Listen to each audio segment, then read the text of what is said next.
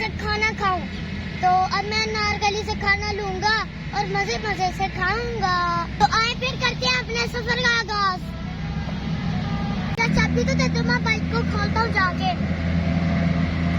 तो अभी हम आ गए मेन सड़क पे। तो अब हम जा रहे हैं अनारकली की तरफ। अभी हम पहुंच चुके हैं पाकिस्तान की शान मीनार है पाकिस्तान। तो अब हम मीनार पाकिस्तान को भी दुरूद करेंगे।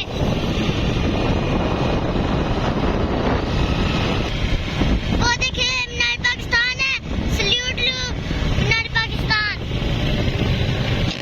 ये सामने बादशाह मस्जिद और कितनी खूबसूरत मस्जिद है।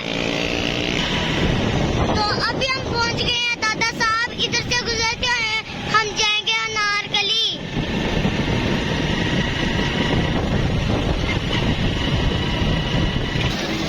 ओ शिट यार, नाश्ते वाले अंकल के पास तो बहुत ज्यादा रश है।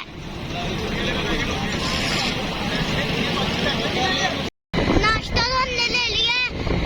तो अब हम वापसी में जा रहे हैं, पर साहब के पास तो रश बहुत ज्यादा था।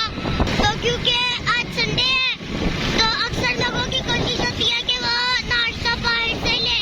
बहरहाल टाइम तो हमें बहुत लगा, मगर हमने से तो पकड़ ही ली थी कि आज हम नाश्ता लेके ही जाएंगे। तो हम ले आए थे सालन, तो अभी हम लेने लगे नान।